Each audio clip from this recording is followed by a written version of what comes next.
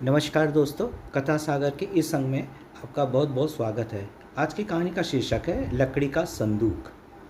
किसी गांव में बिरजू नाम का एक किसान रहता था। इस संसार में उसकी पत्नी और एक बच्चा था।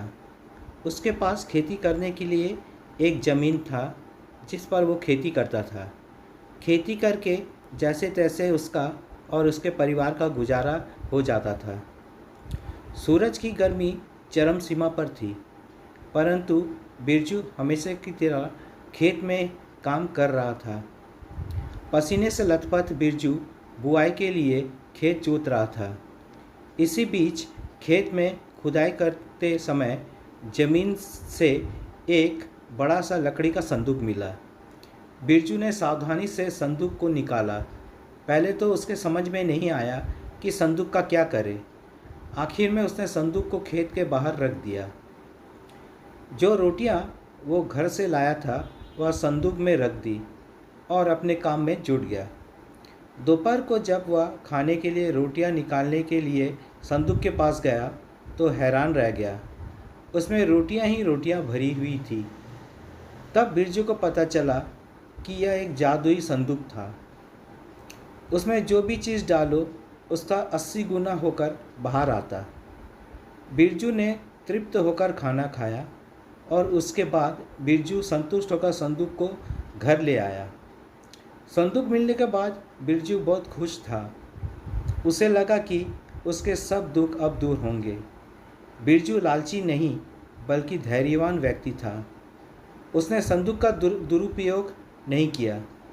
उसे जब भी किसी चीज़ की ज़रूरत होती तो संदूक से तुरंत प्राप्त कर लेता।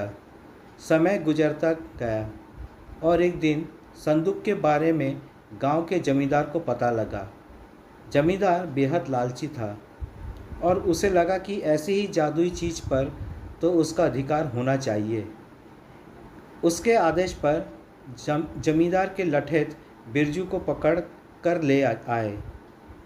उसने बिरजू को धमका कर कहा, संदूक जिस भूमि से मिला है वह मेरी जमींदारी में आती है, इसलिए बता उस संदूक का किसका अधिकार बनता है।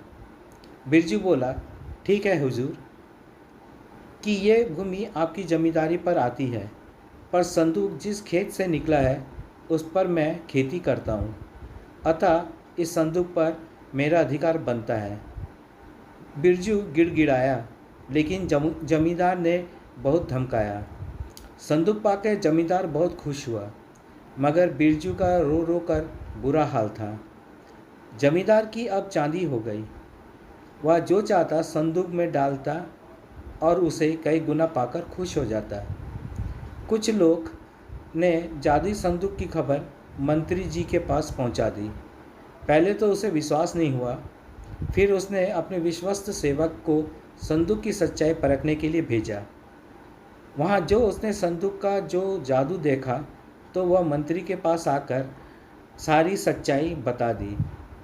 मंत्री ने जमींदार को बुलाया, फिर उसे डराते हुए कहा, हमें पता चला है कि तुम्हारे पास एक जादुई संदूक है, उसे तुरंत हमारे हवाले कर दो। इसी जादुई संदूक को हाथ से निकलते हुए देखकर जमींदार की हालत खराब होने लगी। उसने मंत्री जी से बहुत विनती की, पर मंत्री नहीं माना। संदूक पाकर मंत्री मतवाला हो गया। विरोधियों को यह अच्छा मौका मिल गया। उन्होंने संदूक के साथ साथ मंत्री के निकम्मेपन की खबर भी राजा तक पहुंचा दी। संदूक की बात सुनकर राजा अधीर हो उठा। वह अपने सेनापति के साथ मंत्री के घर जा पहुंचा और उसने कहा कि देश की सारी ज़मीन राजा की होती है, इसलिए जादुई संदूक पर भी उसी का हक है। मंत्री ने बिना देरी किए संदूक राजा को दे दिया। जादुई संदूक को पाकर राजा प्रसन्न हो गया। सबसे पहले राजा ने जादुई संदूक की मदद से अपने खजाने की वृद्धि की। फिर राजा को उस संदूक की सुरक्षा को लेकर चिंता हुई। राजा हर कीमत पर संदूक को अपने साथ रखना चाहता था। राजा ने सोचा कि इसका रहस्य ज्ञात करना चाहिए कि आखिर इस संदूक में है क्या। यह जानने के लिए राजा उसमें प्रवेश कर बैठा। जब बाहर निकला तो उसके पीछे पीछे पीछे 80 राजा बाहर निकले। असली राजा का कुछ पता नहीं चला था। वे राज सिंहासन में कब्जा करने के लिए एक दूसरे से लड़ने लगे। यह जानकर बिरजू को बेहद दुख हुआ। वह अपने आप को कोसने लगा कि कितना अच्छा होता कि मैं संदूक को ज़मीन में ही गड़ा रहने देता। तो दोस्तों, ये थी आज की कहानी। यदि कहानी पसंद आए तो कमेंट्स, लाइक, शेयर ज़रूर कीजिएगा और चैनल में नए हो तो सब्सक्राइब ज़रूर कीजिएगा। मिलते हैं अगले वीडियो में एक नई कहानी के साथ। जय हिंद।